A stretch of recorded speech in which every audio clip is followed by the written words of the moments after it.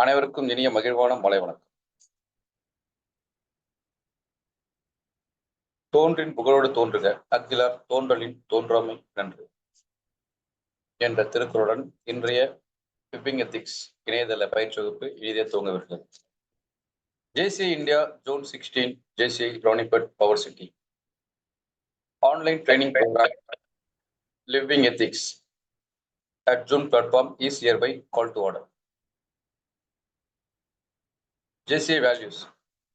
We believe that faith in God gives meaning and purpose to human life, that the brotherhood of man transcends the sovereignty of nations, that economic justice can best be won by free men through free enterprise, that government should be of laws rather than of men, that yet great treasure lies in human personality, and that service to humanity is the best work of life. Next part of agenda, welcome address. I would like to read trainer JC Miduna. Warm welcome, madam. And today join us JC E.R. Murugadas Pandian sir and JC Kalivardhan sir and JC Girish sir. So all are welcome. The next part of agenda, the floor officially hand over to today's faculty. Ma'am, please introduce yourself and take over the session. Thank you. Thank you so much, sir. Ma'am, over device நீங்க mute பண்ணுங்க.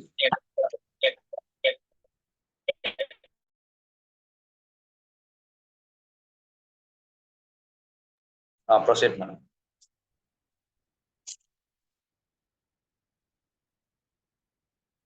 Hello. Yes, madam. Sir, கேக்குதுங்களா? கரெக்ட்டா கேக்குதுங்களா? Exactly. Correct. Okay, sir. Hello everyone. என்னோட பேரு மிதுனா. நான் வந்து zone ட்ரெய்னரா இருக்கேன் JCI-ல. அது இல்லாம என்னோட ப்ரொஃபஷன் கரியர்னு பாத்தீங்கன்னா BSc சைக்காலஜி முடிச்சிருக்கேன். இப்போ MSc first year psychology MGR யூனிவர்சிட்டியில பண்ணிட்டு இருக்கேன். இன்னைக்கு லிவிங் எத்திக்ஸ் அதுக்குள்ள லாயல் கமிட்மெண்ட் அப்படின்ற டாபிக்ல இன்னைக்கு ஒரு செஷன் எடுக்கிறதுக்காக இருக்கு. சோ செஷனுக்குள்ள போயிடலாமா?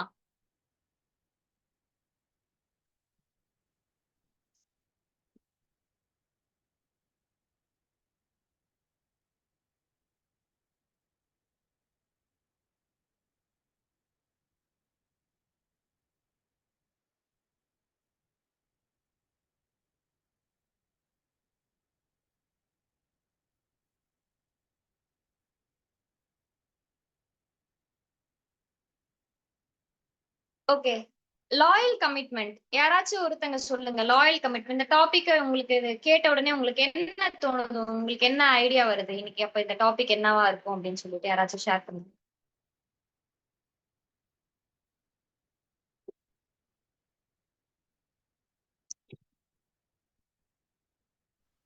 ஸோ செஷனை கொஞ்சம் இன்டராக்டிவா எடுத்துட்டு போகலாம். ஸோ நீங்க பேசுனீங்கன்னா இன்டராக்டிவா இருக்கும். நான் மட்டும் பேசிட்டே இருந்தேன்னா full and full lecture Moda போயிடும். அதுக்கப்புறம் ஆக்சுவலி லாயல் வந்து செப்பரேட்டா இருக்கும், லாயலா இருக்கிறதுன்னு சொல்லுவோம். கமிட்மெண்ட்னா நான் கமிட் பண்ணுவேன். பட் ரெண்டையும் சேர்த்து இருக்கிறது கொஞ்சம் ஆடடா தான் இருக்கும். ஆடட் கொஞ்சம் விஷயம் ஜாஸ்தி இருக்கும் அப்படின்னு சொல்லிட்டு நினைக்கிறேன். Madam, thank you. Privilege ma'am, Neyveli. இன்றைக்கு இருக்கிற காலகட்டத்துல வந்து டிசிஷன் மேக்கிங் வந்து நிறைய மொமெண்ட்ல எடுக்க வேண்டி இருக்கிறதுனால அது ரிலேட்டடா இருக்குமோ அப்படிங்கிற மாதிரி ஒரு கெஸ்ஸிங் இருக்கு. Okay sir, okay sir. அதாவது ஒரு கமிட்மெண்ட் நம்ம கொடுத்துறோம்னா அங்க நம்மளால லாயலா மெயின்டைன் பண்ணி இருக்க முடியுமான்றது சந்தேகத்துக்குரிய விஷயமா இருக்கும்னு நான் ஃபீல் ஆகிறேன். ஓகே சார், நீங்க 3 பேரும் சொன்னதுமே கரெக்ட் தான். ஸோ நார்மலாவே இப்ப இருக்க கரண்ட் ஜென்ரேஷன் வரும்போது கமிட்மெண்ட் அப்படின்றதே அவங்க வந்து லாங் டேர்ம் கமிட்மெண்ட்டா யாருமே எடுத்துட்டு போறது கிடையாது. அதுல நம்ம லாயல்ட்டின்னு பார்க்கும்போது சுத்தமா இருக்கிறதே இல்ல. ஒரு 100%ல வந்து ஒரு 10% தான் வந்து லாயலா இருக்காங்க, கமிட்மெண்ட்டுக்குள்ள வந்து அவங்க கரெக்டா இருக்காங்க, ட்ரஸ்டபிளா இருக்காங்க அப்படின்னு சொல்றதே நம்ம கவுண்ட் பண்ணி சொல்ற அளவுக்கு தான் இப்ப இருக்கிற ஜென்ரேஷன்ல இருக்காங்க. ஸோ இப்ப இருக்கிற ஜென்ரேஷன் பீப்புளுக்குமே சரி, அதுக்கப்புறம் இதுக்கு முந்தின ஜென்ரேஷன் பீப்புளுக்கு எல்லாருக்குமே வந்து லாயல் கமிட்மெண்ட்ன்றது லைஃப்ல வந்து ரொம்ப முக்கியமானது. So today's topic is loyal commitment. அப்புறம் இன்னைக்கு லாயல் கமிட்மெண்ட்ல நம்ம என்னென்னலாம் பார்க்க போறோம் அப்படின்னா, வாட் இஸ் லாயல் கமிட்மெண்ட், அதுக்கப்புறம் importance of loyal commitment in both personal and professional settings, அதுக்கப்புறம் ஒய் லாயல் கமிட்மெண்ட் மேட்டர்ஸ், அதுக்கப்புறம் what is loyal mean today, லாஸ்டா வந்து key elements of loyal commitment and strategies to build loyal commitment. Okay, நீங்க எல்லாருமே சொன்னீங்க loyal கமிட்மெண்ட்னா வந்து ஒரு கமிட்மெண்ட்குள்ள போறது தனியா இருக்கோ, அதுக்கப்புறம் லாயலா இருக்கிறத சேர்த்து வந்து லாயல் கமிட்மெண்ட் அப்படின்ற மாதிரி சொன்னீங்க. சேம் அதேதான். லாயல் கமிட்மெண்ட்ன்றது ஒரு ஸ்ட்ராங்கான லாங் லாஸ்டிக்கான ஒரு கமிட்மெண்ட். அது வந்து மேபி ஒரு பர்சன் கூட இருக்கலாம், இல்ல ஒரு குரூப் கூடயோ இருக்கலாம். அந்த இடத்துல வந்து ஒரு ட்ரஸ்ட் அப்படின்றதும், ஒரு உண்மையா இருக்கிறது, ஹானஸ்ட் ஃபெய்த்ஃபுல்லா இருக்கிறது ரொம்ப ரொம்ப இம்பார்ட்டன்ட். அதுக்கப்புறம் இம்பார்ட்டன்ஸ் இன் பர்சனல் லைஃப். எதனால நம்மளுக்கு வந்து நம்மளோட பர்சனல் லைஃப்ல லாயல் கமிட்மெண்ட் இருந்தது, எதனால அவ்வளோ இம்பார்ட்டன்ட்? ஃபர்ஸ்ட் ஆஃப் ஆல் இம்பார்ட்டன்ட்டா லாயல் கமிட்மெண்ட் நம்ம லைஃப்ல வந்து ரொம்ப இம்பார்ட்டன்ட்டா? Yes madam.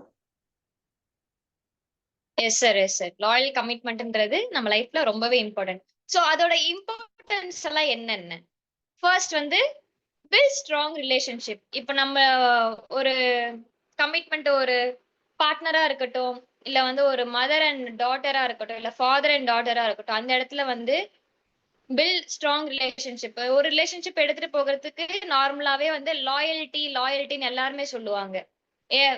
ஏதாச்சும் ஒரு சின்ன சின்ன இப்ப இருக்கிற டீனேஜர்ஸை எடுத்துக்கலாமே, சீக்கிரமா வந்து நான் கமிட் ஆயிட்டேன், அவங்களோட கமிட்மெண்ட்ன்றதே ரிலேஷன்ஷிப்குள்ள போறதா அவங்க வந்து கமிட்மெண்ட்டா எடுத்துக்கிறாங்க.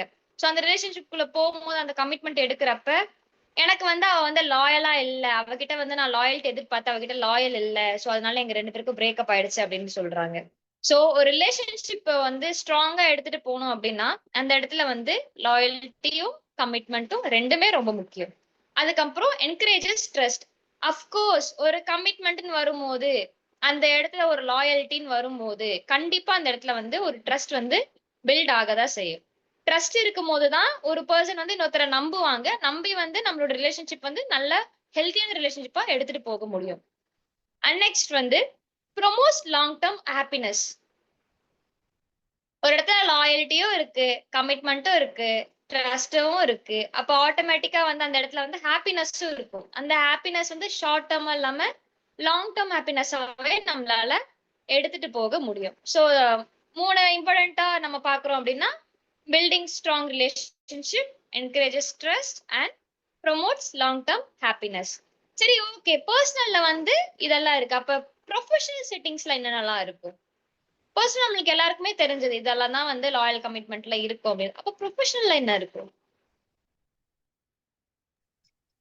ப்ரொஃபஷனலா எடுத்துக்கிட்டா எம்ப்ளாயிஸ் அண்ட் ஓனர்ஸ் வந்து லாயலா நடந்துக்கணும். எம்ப்ளாய்க்கு நம்ம கொடுக்குற கமிட்மெண்ட்டை வந்து கரெக்டா செயல்படுத்தணும். அதே மாதிரி எம்ப்ளாய் நம்ம கிட்ட ஒரு கமிட்மெண்ட் கொடுக்குறாருன்னா அதுல கரெக்டா நடந்துக்கணும். அந்த மாதிரி ஒரு லாயல்ட்டியா இருக்கணும். அதை பத்தி தான் இருக்கும்னு எக்ஸ்பெக்ட் பண்றேங்க. Yes sir, yes sir. நீங்க சொன்னது கரெக்ட் தான் சார். எம்ப்ளாயர் அண்ட் எம்ப்ளாயி அவங்க 2 பேருக்குள்ள இருக்க ரிலேஷன்ஷிப் அந்த இடத்துல வந்து எவ்வளவு லாயலா இருக்காங்க அப்படின்றது சொல்றதுதான் professional setting. Importance in professional setting of loyal commitment. இப்போ எம்ப்ளாயர் வந்து ஒரு வேலை தராங்க, எம்ப்ளாயி வந்து அந்த இடத்துல வந்து கமிஷன் பாக்குறதோ இல்ல வந்து ஏமாத்துறதோ அது எல்லாமே வந்து லாயல் கமிட்மெண்ட் கீழே வராது. ஸோ அந்த இடத்துல வந்து ட்ரஸ்ட் எல்லாம் கண்டிப்பா பிரேக் ஆகும். So first boost team work and trust. நம்ம ஆல்ரெடி சொன்னதுதான்.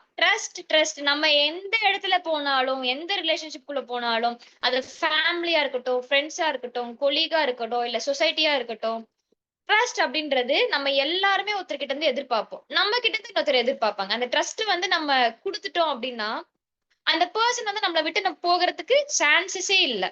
ஸோ ஒரு இடத்துல ட்ரஸ்ட் இருக்கு அப்படின்னா அந்த ரிலேஷன்ஷிப் வந்து எந்த ரிலேஷன்ஷிப்பா இருந்தாலுமே வந்து ரொம்ப நாள் வந்து நீடிக்கும், நல்ல ஹாப்பியாவும் போயிட்டு இருக்கும். அதுக்கப்புறம் இன்க்ரீசஸ் ஜாப் சாட்டிஸ்ஃபேக்ஷன். கண்டிப்பா அந்த இடத்துல வந்து ஜாப் சாட்டிஸ்ஃபேக்ஷன் கண்டிப்பா இருக்கும். ஆட்டோமேட்டிக்கா வந்து அங்க ட்ரஸ்ட் பில்ட் ஆகுது, லாயலா இருக்காங்க அப்படின்னா அவங்க நல்ல வேலை செய்வாங்க. நம்மளுக்கு எப்படி சொல்றது? நம்ம மேனேஜர் இந்த வேலைய குடுத்துருக்காங்க. அவருக்கு வந்து நம்ம வந்து உண்மையா இருக்கணும். நம்ம வந்து கரெக்ட்டா இருக்கணும் அப்படின்னு பார்க்கும்போது, அந்த இடத்துல வந்து அவங்களோட ஜாப் பெர்ஃபார்மன்ஸ், ஜாப் சாட்டிஸ்ஃபேக்ஷன் எல்லாமே வந்து இம்ப்ரூவ் ஆகும். அதுக்கப்புறம் வந்து ஹெல்ப்ஸ் ஆர்கனைசேஷன் சக்சீட். இது எல்லாமே இருக்கு அப்படின்னா, கண்டிப்பா அவங்க அந்த இடத்துல வந்து சக்சீட் ஆகறதுக்கு நெறைய சான்சஸ் இருக்கு. இது எல்லாமே தான் இம்பார்ட்டன்ஸ் இன் ப்ரொஃபஷனல் செட்டிங்ஸ். அடுத்து, why is loyal commitment matter? Loyal கமிட்மெண்ட்னா என்னன்னு பார்த்தோம். Importance in personal and professional setting பார்த்தோம். இப்போ எதனால லாயல் கமிட்மெண்ட் மேட்டர்? எதுக்கு அது லாயல் கமிட்மெண்ட்ன்றது எதுக்கு தேவை?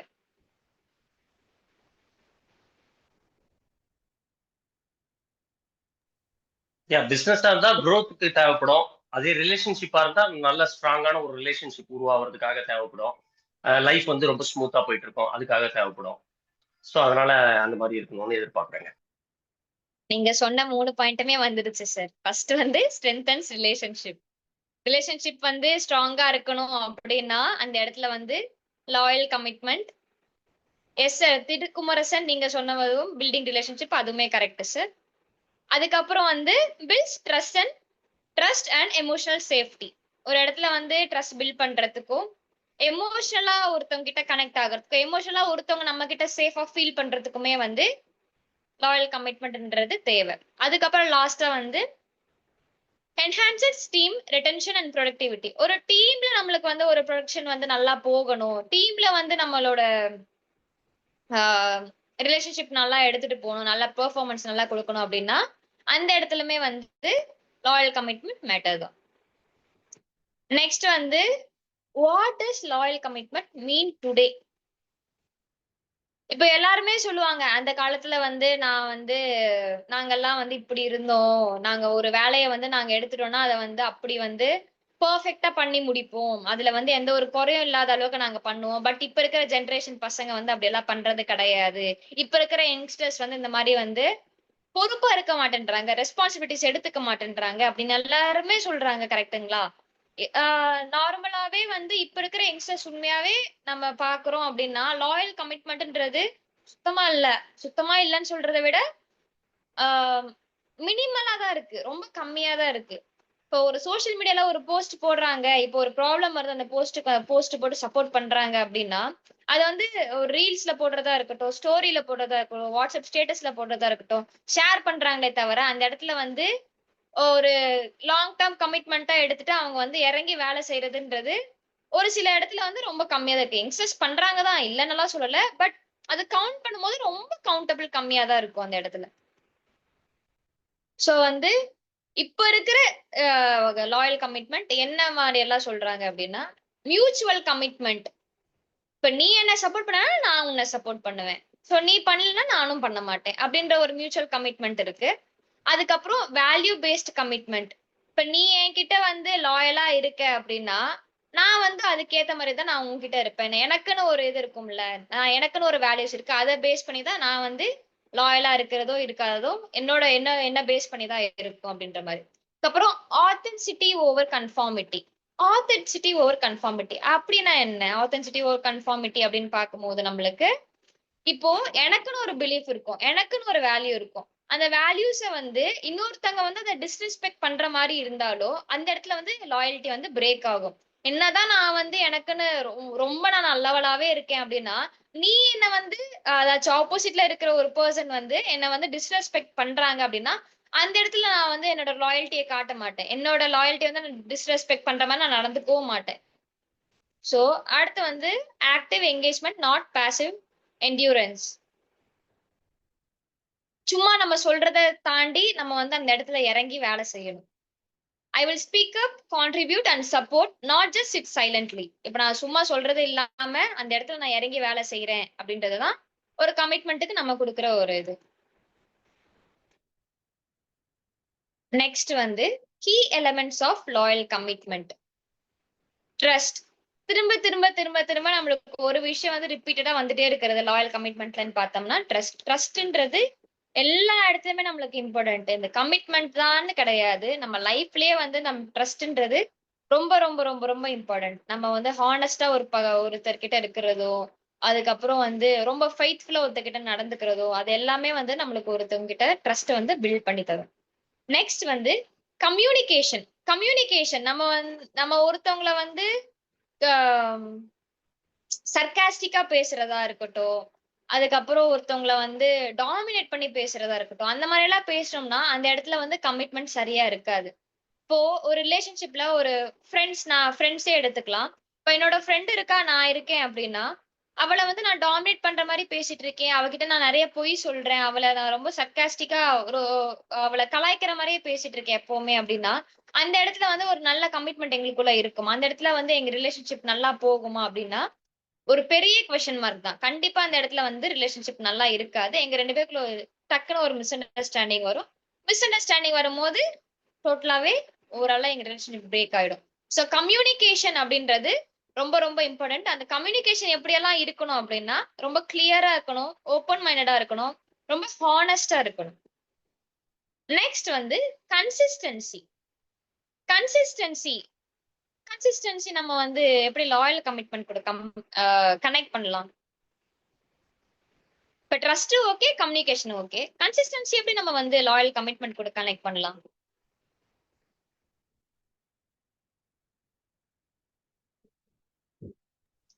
நம்ம ஒரு விஷயத்துல கமிட் ஆயிட்டோம்னா அது தொடர்ச்சியா கண்டினியூஸா நம்ம அதை ஃபாலோ பண்ற மாதிரி இருக்கணும். அதாவது தேவைப்படும் போது மாத்திக்கிற மாதிரி இருக்கக்கூடாது.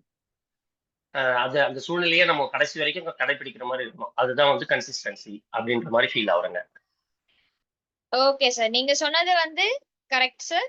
அதேதான். நம்ம ஒரு லாங் டர்ம் கமிட்மெண்ட் எடுக்கிறோம் அப்படின்னா, always be loyal. S sir. நீங்க சொல்றதுமே கரெக்ட் தான் சார். திருக்குமரன் சார், நீங்க சொன்னதுமே கரெக்ட் தான் சார். நீங்க சொன்னதுமே கரெக்ட் தான். நீங்க 2 பேரும் சொன்ன மாதிரி தான் கன்சிஸ்டன்சி அப்படின்றது ஒரு லாங் டர்ம் கமிட்மெண்ட் எடுக்கும்போது, அதுல வந்து எந்த ஒரு டீவியேஷனும் இல்லாம எப்பவுமே ஒரே லெவல்ல எடுத்துட்டு போறோம் அப்படின்னா, ஒரு ஸ்டேபிளா எடுத்துட்டு போறோம் அப்படின்றது கன்சிஸ்டன்சி நம்ம சொல்றோம். Appreciation. Appreciation. Okay. Trust okay, communication okay, consistency. Appreciation எப்படி வந்து லாயல் கமிட்மெண்ட் கூட கனெக்ட் ஆகும்?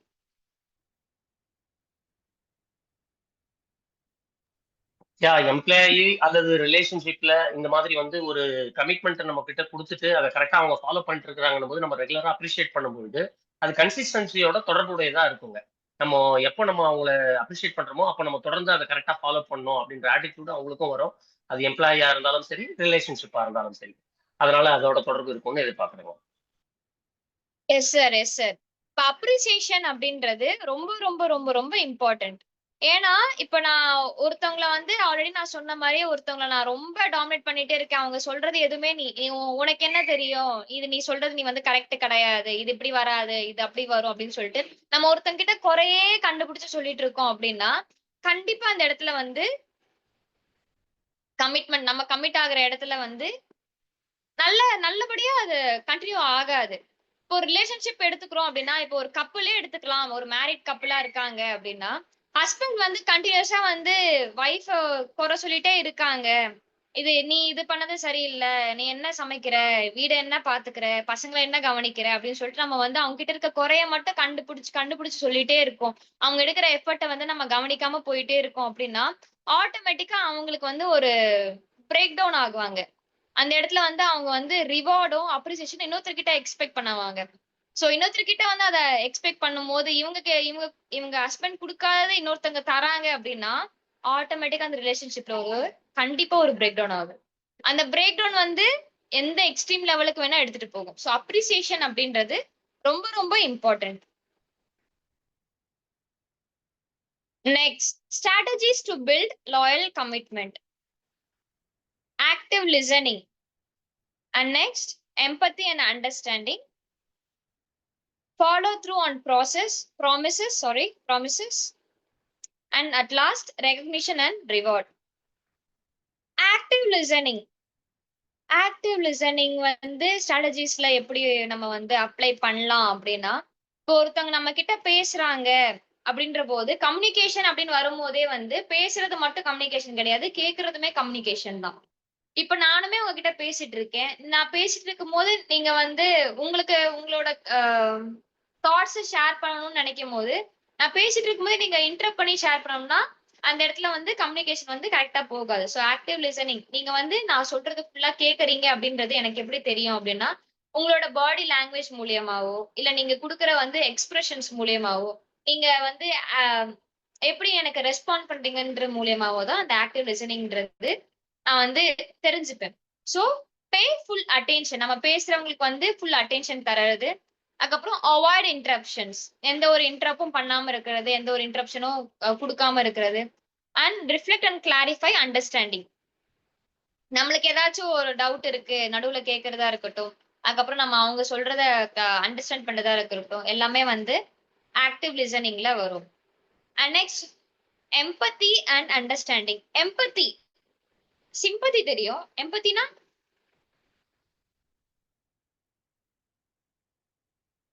வாட் இஸ் எம்பத்தி? அவங்க நிலையில இருந்து நம்ம பாக்குறது, அவங்க இடத்துல இருந்து பாக்குறது. Understanding others feelings, standing on other shoes. Yes sir, standing on other shoes. அவங்க இடத்துல இருந்து பார்த்தாதான் தெரியும் அவங்க எப்படி ஃபீல் பண்றாங்க அப்படின்றது.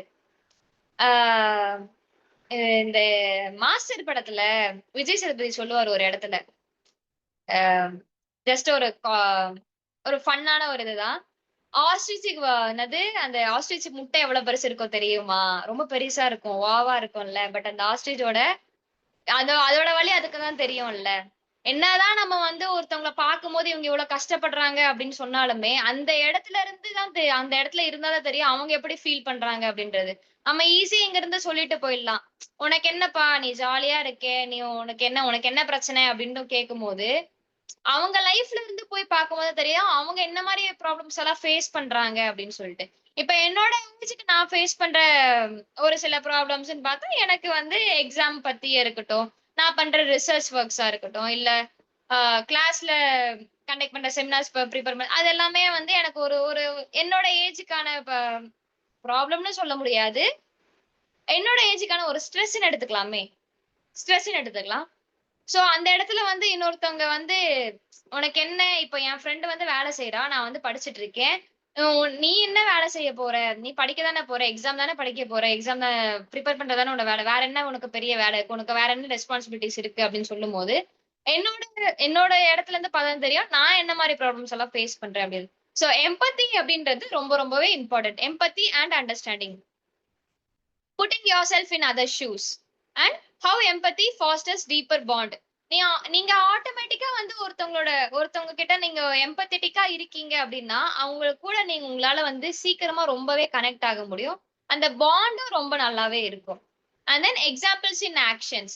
நம்ம சொல்றது மட்டும் இல்லாம ஜஸ்ட் அவங்களுக்கு ஒண்ணுமே இல்ல, அவங்க வந்து ரொம்ப பிரேக் டவுன் ஆகி இருக்காங்க அப்படின்னா, நம்ம ஒரு வார்ம் அப் கொடுத்து என்னாச்சு சொல்லு, நான் உனக்கு ஹெல்ப் பண்றேன் அப்படின்னு சொல்லிட்டு நம்ம வந்து பாசிட்டிவா பேசுறது. அதுக்கப்புறம் அவங்களுக்கு பிடிச்சது ஏதாச்சும் வாங்கி தர்றது, இல்ல அவங்களை ஹாப்பி ஆகுற மாதிரி ஏதாச்சும் பண்றது, எல்லாமே வந்து அவங்கள வந்து என்கரேஜ் பண்ணும். ஸோ அந்த கமிட்மெண்ட் வந்து நல்லா எடுத்துட்டு போகும். Next, follow through on commitments. Keeping promises build credibility. Consequence of broken commitments and accountability practices.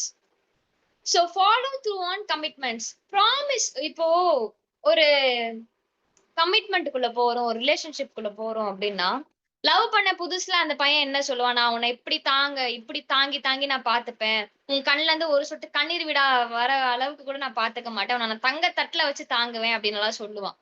இதெல்லாமே கமிட் ஆன புதுசுல வந்து அந்த பொண்ணை அட்ராக்ட் பண்றதுக்காக அவனால என்னெல்லாம் எஃபர்ட் போட முடியுமோ எல்லா எஃபர்ட்டும் போட்டு அவன் வந்து அந்த பொண்ணை கரெக்ட் பண்றதுக்கு என்ன வேணா பண்ணுவான். பட் அவன் ஒரு கமிட்மெண்ட் குள்ள வந்துட்டான். இப்ப அந்த பொண்ணு ஓகே சொல்லிடுச்சு.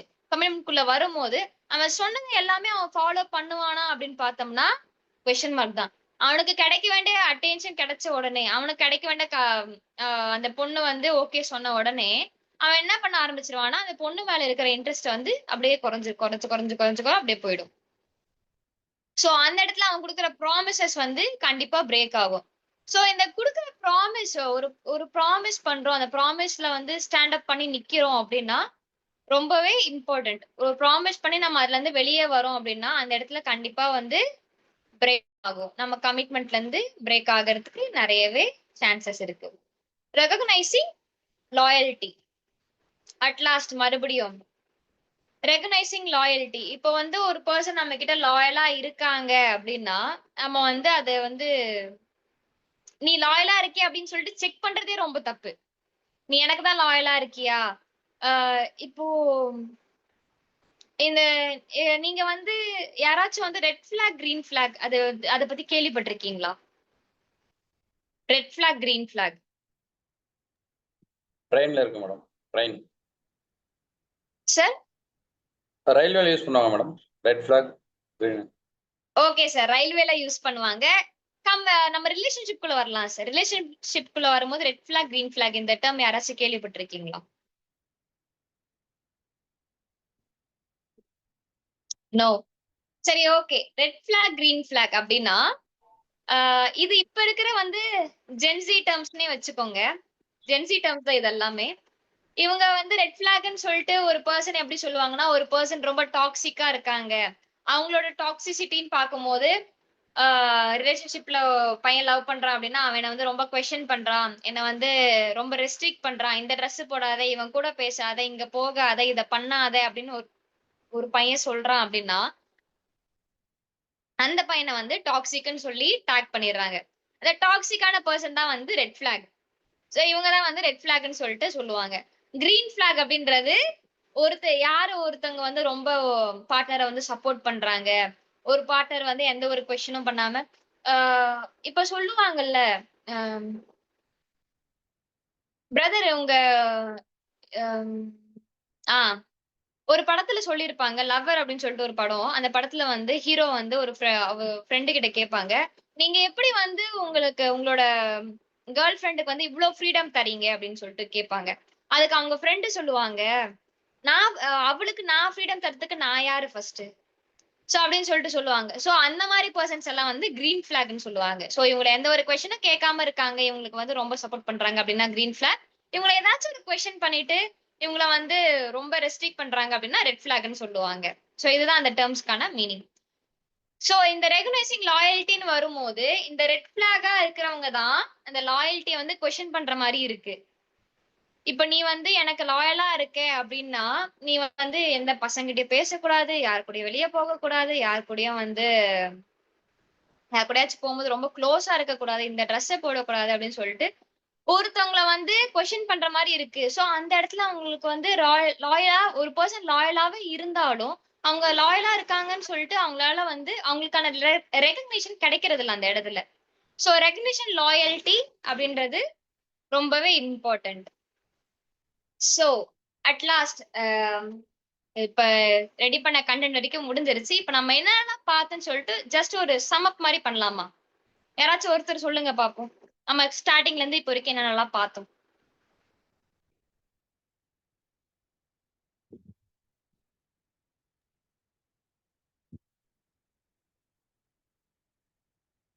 ஃபர்ஸ்ட் வந்து நம்ம லாயல்ட்டினா என்னன்னு சொல்லி கொடுத்தோம். What is loyalty? Yes sir. முதல் விஷயம் அதுதான் நம்ம பார்த்தோங்க.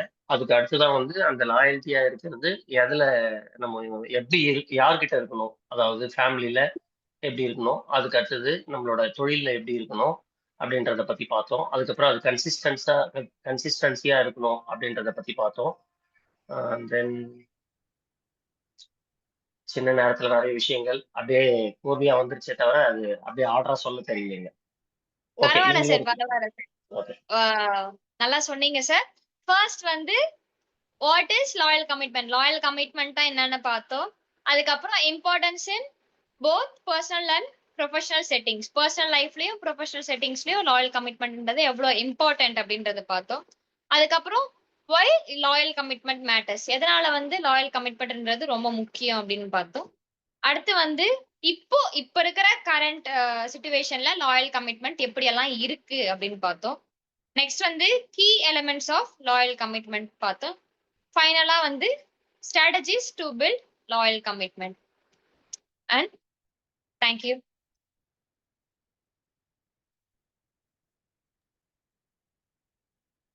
Okay madam, thank you so much.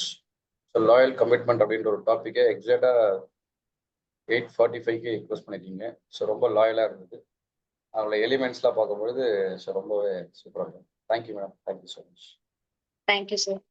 Sir யாராச்சும் ஒரு 2 பேர் ஃபீட்பேக் கொடுத்தாங்கன்னா என்னோட அடுத்த next part of agenda feedback from participants. Loyal commitment பற்றி உங்களுடைய ஃபீட்பேக்ஸை நீங்கள் ஷேர் பண்ணலாம். Any questions and feedbacks over to participants. Mithuna sister ரொம்ப சூப்பரா பண்ணீங்க. ஆக்சுவலா மிதுனான்ற பெயர் உள்ளவங்க எப்படின்னு சொல்லி பாத்தீங்கன்னா, சுற்றி உள்ள எல்லாத்துலயும் நல்ல உணர்வுகளை தேடி நல்ல விஷயங்களை பண்றவங்க அப்படின்றது தான் அந்த நேமுக்கான அர்த்தமே. அந்த மாதிரி உங்களோட பெயர்ல என்ன இருக்கோ அதையே டாபிக்கா கொடுத்து, அதாவது அந்த டாபிக்லயே வந்து பாத்தீங்கன்னா லாயல் கமிட்மெண்ட், அதுதான் உங்களோட குணாதிசயமே, அந்த பெயருக்குரிய குணாதிசயமே. ஸோ அதையே எங்களுக்கு ஒரு டாபிக்கா கொடுத்து அதுல எப்படி செயல்படுத்தணும், எப்படி எல்லாம் நடந்துக்கணும், அது கன்சிஸ்டன்ஸா எப்படி பண்ண வைக்கலாம் அப்படின்றத பத்தி ரொம்ப சூப்பராகவும் அருமையாகவும் இந்த லைஃப் எத்திக்ஸ்ல ஒரு அற்புதமான ஒரு விஷயத்த சொல்லி கொடுத்தீங்க. ஸோ ரொம்ப அற்புதமா இருந்தது. இன்னும் சிறப்பா நிறைய விஷயங்கள் நீங்கள் பண்ணணும், இன்னும் மென்மேலும் வளரணும்னு சொல்லி வாழ்த்துக்கள் தெரிவிச்சுக்கிறேங்க. உங்களுடைய பயிற்சி எங்களுக்கு ரொம்ப நல்ல விஷயமா அமைந்தது. நன்றி. Thank you. Thank you sir, thank you sir, thank you so much sir. சீரியஸா நீங்க சொன்னதுக்கு அப்புறம் தான் சார் என்னோட பேருக்கு மீனிங்கே எனக்குமே தெரியுது. Thank you sir. Yes sir, Thirukumaran சரிங்க. Thank you sir. மிதுனா, ஆக்சுவலாக ரியலி நான் எதிர்பார்க்கல. லாயலாக இருக்கணும் அப்படின்னா, நீ லாயலாக இருக்கிய அப்படின்னா, ஆமாம் நான் லாயலாக இருக்கேன் அப்படி தான் சொல்லுவேன். எப்படி லாயலாக இருக்க அப்படின்னு கேட்டால் அதுக்கு ஏதாவது ஆன்சர் பண்ண முடியும்னா அந்த ஆன்சருக்கு உண்டான இது வந்து அந்த கொஸ்டினுக்கு உண்டான ஆன்சரை இன்னைக்கு நான் தெரிஞ்சுக்கிட்ட மாதிரி நான் ஃபீல் பண்ணுறேன். சும்மா லாயல்னு பெருமையாக சொல்லுப்போம், அதுக்கு பின்னால் எவ்வளோ விஷயம் இருக்குது, என்ன ஸ்ட்ராட்டஜி இருக்குது, அதை எப்படி ஃபாலோ பண்ணலாம் அப்படின்னு ரொம்ப தெளிவாக சொன்னீங்க. பட்டு நீங்கள் இந்த அளவுக்கு ஒரு பொட்டன்ஷியலான ஒரு ட்ரைனிங் கொடுப்பீங்க அப்படின்னு சொல்லிட்டு நான் ரியலி எதிர்பார்க்கல. ரொம்ப அருமையான ஒரு ட்ரைனிங், அருமையாக இருந்தது. உண்மையிலே வந்து இந்த ட்ரைனிங்க்கு நீங்கள் லாயலாக இருந்தீங்க, பட் நாங்கள் லாயலாக இருந்தோமா எனக்கு தெரியல. All the very best. Thank you sir, thank you sir, thank you so much sir. நான் லாயலா இருந்ததை விட நீங்க எல்லாருமே ரொம்ப லாயலா இருந்தீங்க சார். நான் ரொம்ப என்ஜாய் பண்ணேன் இந்த செஷனை. நீங்க கண்டிப்பா லாயலா தான் இருந்தீங்க. இதுல என்ன உங்களுக்கு கொஸ்டின் சார்? இல்ல ஆக்சுவலா நான் டைம் மிஸ் பண்ணி கொஞ்சம் லேட்டா வந்தேன், அதனாலதான் என்னால வந்து இந்த ஃபீட்பேக் சொல்ல முடியல. கொஞ்சம் லேட் ஓகே ஆயிடுச்சு. Okay okay sir. ரொம்ப நல்லா இருந்ததுமா, வாழ்த்துக்கள். Thank you sir, thank you sir, thank you so much. Thank you madam. So loyal commitments எல்லாருக்கும் வந்து ஒரு லாயல் கொடுத்துருக்கீங்க. இப்போ உங்களுடைய closing remarks madam, faculty closing remarks. Sir உங்களுடைய க்ளோசிங் ரிமார்க்ஸ் மேடம், நீங்க இந்த நிகழ்ச்சியை பத்தி. Yes sir. அதுக்கு முன்னாடி வந்து சௌரி ராஜன் சார், அவங்க நைஸ் செஷன், தேங்க்யூ சார். இந்த மாதிரி ஒரு சில வேர்ட்ஸ், இந்த மாதிரி ஒரு சில ஃபீட்பேக்ஸ் தான் சார் அடுத்தடுத்து நம்மள முன்னாடி போயிட்டு நம்ம அடுத்தடுத்த செஷன் பண்றதுக்கு என்ன மோட்டிவேட் பண்றது, இந்த மாதிரி நீங்க சொல்றது ஃபீட்பேக்ஸ் தான் சார். ரொம்ப ரொம்ப நன்றி. ஃபீட்பேக் சொன்னவங்களுக்கு சரி, சாட்ல வந்தது எல்லாமே வந்து எனக்கு ரொம்ப ஹாப்பியா தான் இருக்கு. இன்னைக்கு என்னோட செஷன் சீரியஸா நான் வந்து ரொம்ப பயந்துட்டு இருந்தேன் சார். இது வந்து எனக்கு ரொம்ப புது டாபிக். நான் எப்பவுமே வந்து சைக்காலஜி ரிலேட்டடாவே எடுத்துட்டு இருக்கிறதுனால இந்த டாபிக் எடுக்கும்போது நான் ரொம்ப ரொம்ப எனக்கு ரொம்ப ஆங்ஷியஸா இருந்துச்சு, எப்படி இந்த டாபிக் நம்ம எடுத்துட்டு போக போறோம் அப்படின்னு சொல்லிட்டு. ஸோ அந்த அந்த பிபிடி உங்களுக்கு எவ்வளோ எஃபெக்டிவா இருந்துச்சுன்னு தெரியல. பட் அந்த பிபிடி நான் பண்றதுக்கு எனக்கு 2 hours ஆயிடுச்சு சீரியஸா. நேத்து ஃபுல்லா அந்த பிபிடி கண்டென்ட் ரெடி பண்றது, ஏன்னா ரொம்ப புது டாபிக் எனக்கு எனக்கு ரொம்ப எக்ஸ்பீரியன்ஸ் இல்லாத ஒரு டாபிக்ல நான் எடுத்து பண்ணும்போது ரொம்ப நியூ எக்ஸ்பீரியன்ஸா இருந்துச்சு. நானே நிறைய கத்துக்கிட்டேன். ஃபர்ஸ்ட் லாயல் கமிட்மெண்ட்ன்றது நான் முதல்ல ரொம்ப கத்துக்கிட்டேன் இந்த ஜென்ரேஷன்ல.